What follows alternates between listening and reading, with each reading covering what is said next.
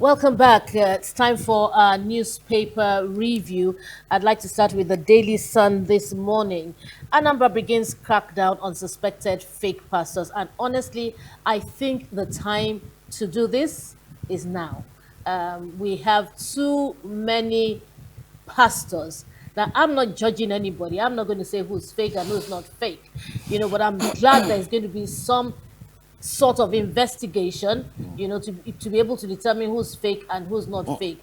I'm sure even Okwe is fed up with everybody's a pastor. And you know what? I'm very weary about anybody telling me they're pastors. So if I meet you for the first time and we're talking, don't tell me you're a pastor, because if you tell me you're a pastor, I'm going to start to suspect you. Because I'm not kidding you. I'm going to start to suspect, because that's been my experience. Anyone who talks to me, meets me for the first time, starts to talk to me and tells me, "Oh, I'm a man of God, I'm a pastor." I always get my fingers burnt with such people. You find out eventually that those people, are kind of shady. So yes, I think this is time overdue, and I'm very glad about it. Okay, I don't know what you think. Well, I'm always very careful when it comes to religious conversations like this. So, my dad is a pastor. Well, that's a new one. And each time we get into that, we are like, now Pastor Peking, the bad pass, oh, this and that. So I'm always really careful. And I understand where you're coming from. At different times, you've had to question the genuinity of certain people, certain things. And if you've been caught in that web of, people having to break your trust, the people that you expect that they should be solid enough, they should lead you into, or they should have a certain level of moral compass that guides their existence because of the respect that society gives them. It's not just pastors alone, even imams, general religious leaders always Yes. have a bias within the society. They are respected, they are revered. But sometimes when that trust is broken, it's really difficult to change that narrative. So I'm always very careful, but again, the truth has to be told.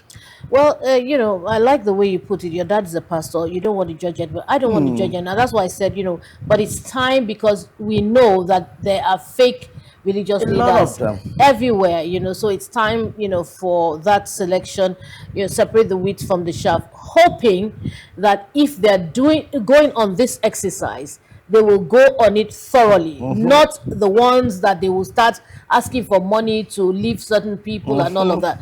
No, that's not going to be acceptable, because this is Nigeria. Anything can happen.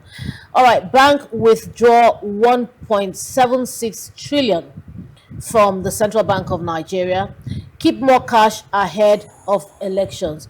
So everything right now is for Yes, the now. elections. Like we Yes. said yesterday, nothing else is happening in Nigeria. If you're not part of this election process, I don't know where you will be. You're on your own. I said it yesterday. Like seriously, you're on your own. Even if you don't go get yourself some money and keep some money, that's if you have it. You probably may not even be able to get money at some point. And it's really so disgusting, honestly. And these are the same people you will want to come and vote for you when they haven't eaten. They don't even know where their next Meal will come meal will from. come from, and you want them to come and queue in the sun to vote for you. But guess what? No matter how much we talk, some people will They'll still see do. votes. They will still They'll do it. collect So, it. it's okay. Rules for the 11th Assembly. Senate sets 14-day deadline for senators elect to be sworn in, and the rider is to declare seats vacant thereafter. Malpractice. WAEC unveils tough measures for 1.9 million candidates. Promises to avert last year's errors leading to review of results. PGF crisis. Forum demands Tinubu's intervention. Federal government okays 150 minimum admission score for varsities and nursing colleges. The writer for that story, fixes 100 for polytechnics and waives UTME for NC applicants. ASU warns of industrial crisis over delay in agreement implementation. So basically, the cutoff now for JAM, university admission, and nursing colleges is 150. I really don't know what to say, but I think that this is quite shameful. education is out as far as I'm concerned in Nigeria. Education is out, and so I cannot imagine the quality of graduates that will be churning out from universities and high institutions in Nigeria. It's probably going to be one of a great show of shame, whereby some of these ones may not even be able to write a comprehension, or an essay or whatever. Anyway, we're hoping that parents are on standby right now, because if you're leaving your children to the educational system in Nigeria, you probably may be having a problem. So what is advised, if I was in the shoes of parents these days, what I probably would be doing is setting my own score, my own jam score for my children, and telling them, listen, if you get below 200, You're you're not going back. anywhere. You're going right You're again. going, yes. So I hope you see now there is a lacuna right now. There's a lacuna in education. So if the government is not doing what they need to do or what they should be doing, I think it's time for the parents to step up in their game. Be on top of your children, know what they're doing, and set standards for them. If they cannot meet the standards, then they're not going anywhere until they can. I don't know what you think. Okay. I feel bothered. The fact that the sector that is almost the most critical to nation development, which is the education sector, keeps dropping the standard. The bar keeps getting lower. We ever see during JAM exams, people are always excited.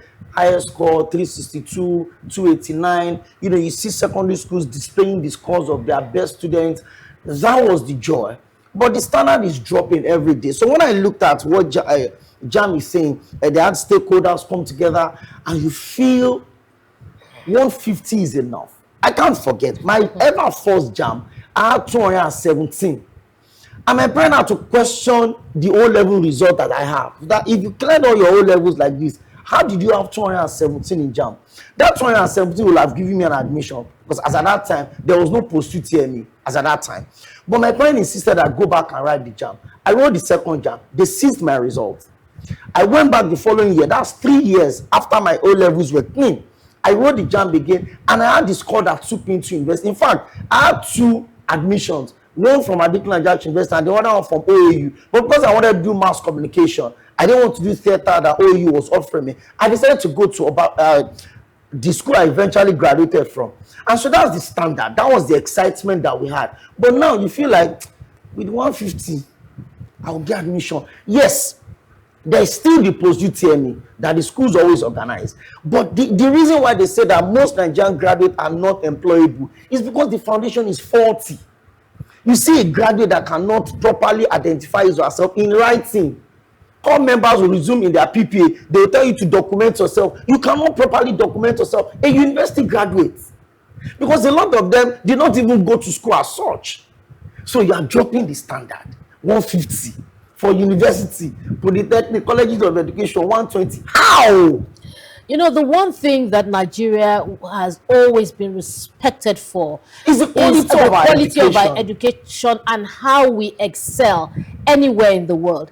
Now, by the time we start doing a 150 cutoff for universities and start churning out graduates that are substandard, Nigeria, I really don't know where 100 Nigeria for would be polytechnics.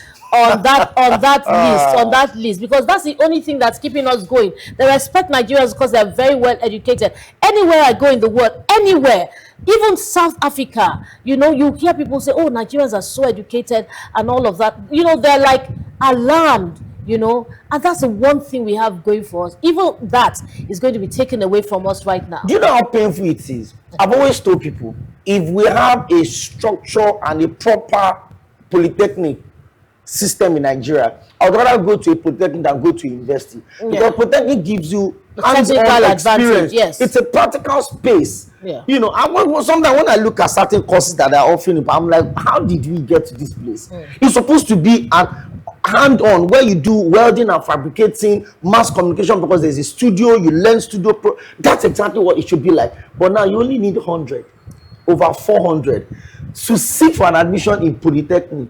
So you wonder why there's a dichotomy between university graduate and polytechnic graduate. Even employers will tell you that they keep your protecting certificate. We are looking for university graduate because you keep dropping the bar. So if I have 102 now, I can apply to go to a protecting out of 400. 102 out of 400. Ha. Which means that someone like me who has left school for I don't know how many decades. You can write job. I can just wake up and write job. With all these miracle centers that we even and have I promise you, I won't be in the range of 150. I'll be far higher than that.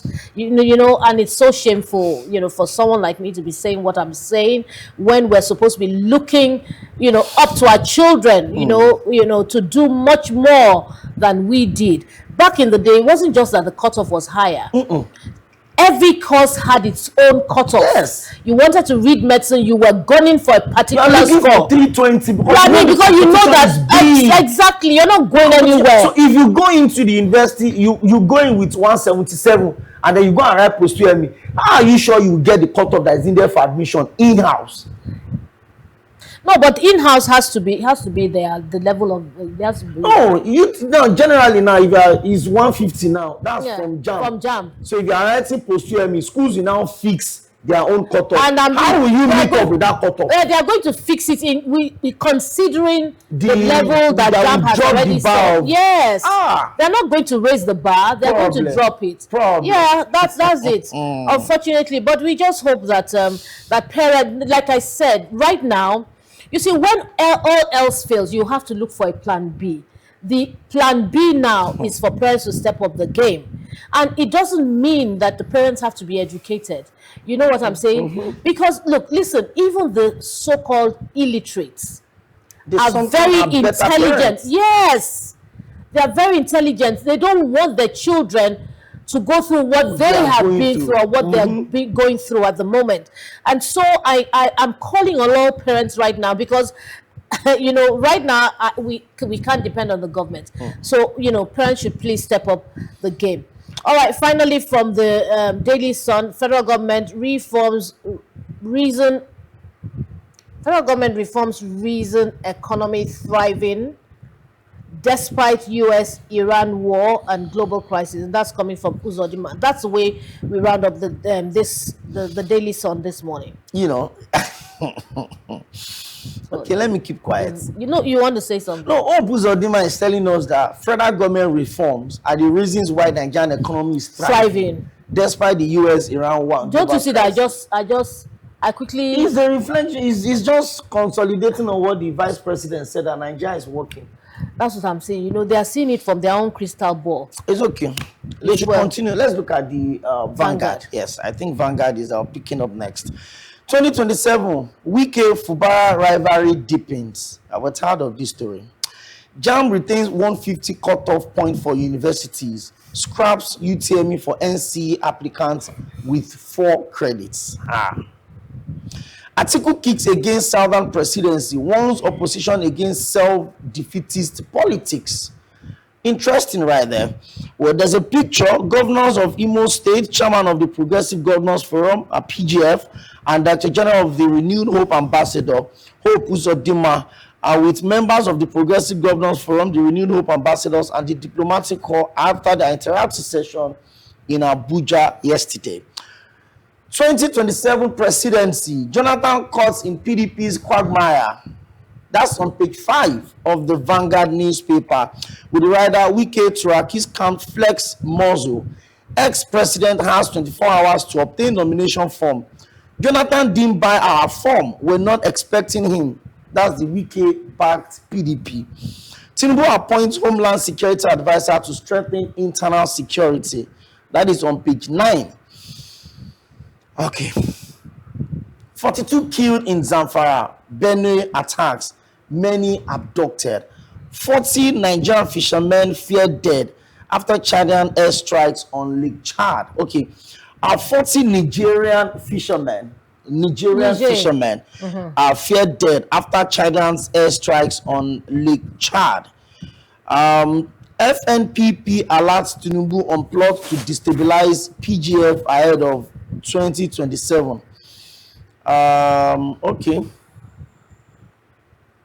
There's also the picture of the Deputy Governor, Economic Policy of the Central Bank of Nigeria, Dr. Muhammad Abdul Jabir, the CBN governor, Mr. Oluyemi Kadoso, and the newly appointed deputy governor of the CBN, Mr. Lamido Yuguda, after the after he subscribed to the Raven and the formerly assumed office at the CBN headquarters. So that was yesterday. So that's much that the Vanguard is also dropping. But on the article story, let's do that in a flash.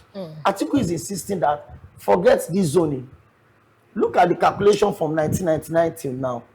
The South had produced more presidents than every other region, and that's the fact. In 1999, Obasanjo was president till 2007. From 2007 to 2009, we had a Southern vice president with a Northern president. Unfortunately, he died. Then the Southern president completed his 2 years and did another 4 years. That is the 8th of Obasanjo and the 6th of Jonathan. That is what, 14. Tinubu is doing another, it's going to be 3 years in office. No, but being between Tinubu, we had Buhari. Yes, that's what I'm saying. Buhari did so if you look at the years. balance, we've had only 2 non-Southern presidents since 1999. Unfortunately, both of them are dead. But let's look Both at of the them are from the duration. same Let's state. look at the duration as well. Buhari did 8 years. The North had only done 10 years. They've done 10 years in total. Only 10. And the South had done the South had done 10, 8 plus 6. That is 14. 14. Now we are doing another 3. That is 17. Let's say another 4 for Tinubu. That is 18. So if you look at that balance, the North are actually right to come and say that. Don't say North and North. Because even the first Northern president since 1999 did not complete his tenure. He died in office. And both of them are from Katsina State, funny enough. So if you look at that balance, it's justifiable for the North to come and say, don't talk about zoning for us. You have it, and don't forget, when we had the Northern president, the only one that did 8 years, we had the Southern vice president, Professor Yemi Osibajo. Yeah. So we've been in that corridor more than any other region in this country, according to the South. Unfortunately, it's always from the Southwest, not the Southeast. Oh, Not, South, we have the South as well. 6 years of Jonathan. Yeah. So maybe the Northerners are actually justified with their agitations that, listen, we've done only 10 years, but you have done 18. And if the president wins for another time in office, that means from 1999 to 2031, the South had produced the presidency for how long? 22 years. Come on. Well, it was an agreement that you and I did not come to. Okay, I mean, it was among themselves. It was the politicians. They came to that agreement on their own. There's no written rule. It's a gentleman agreement. It's a gentleman agreement. So I'm not going to get involved in that. how they went about it, to start it. They should go about it the same way if they want to end it. But having said that, Grandpa, it's time for you to enjoy your grandchildren. Baba should rest, Baba, it's now Baba time rest, for you 79. to really rest. You have worked hard. And, this is me talking, but I'm not in you. I'm not your ambition, but whatever it is, may the best man win. Nigeria needs a change anyway. All right, let's go to the Guardian newspaper. And court to hear suits seeking deregistration of ADC, Accord, and others. ASU threatens showdown with federal government over 2025 agreement implementation. Nigeria imports 1.8 billion liters of petrol as FX stability softens prices. Well, I hope that would help us a little, Defectors face dual party registration sanctions and await INEC's verdict. JAMB retains 150 cutoff mark for varsities and exempts NCE candidates from UTME. In fact, when I look at this again, I'm kind of worried. I'm seriously worried. So those who are going to study education, the NCE holders, They don't need they don't need once they have 4 credits. and then so these are the people that will The train kinds of teachers that we have now. I mean, come on, They will train the 150 people. Let's not even go there. INEC begins preparations for 2027 polls and seeks 1.4 million ad hoc staff. Federal government to leverage homeland security against internal threats and overlap concerns.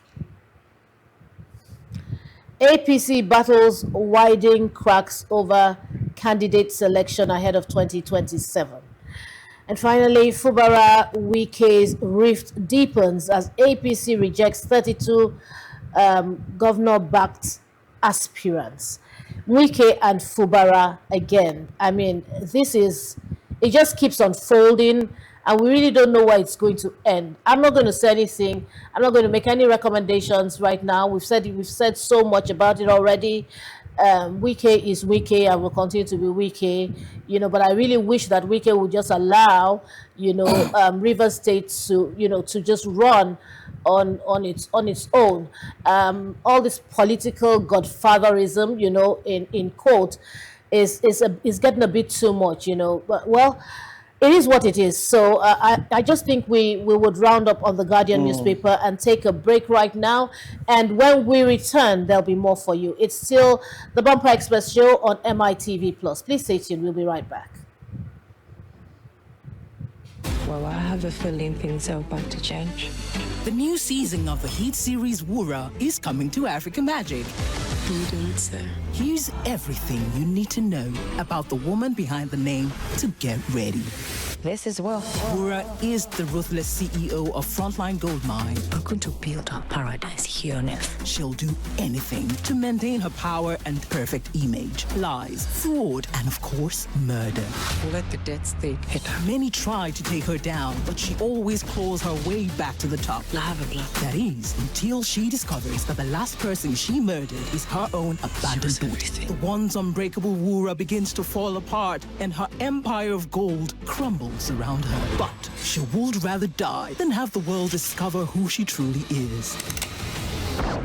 Catch Wura Season 4 on Africa Magic Showcase and available to all on Africa Magic Family.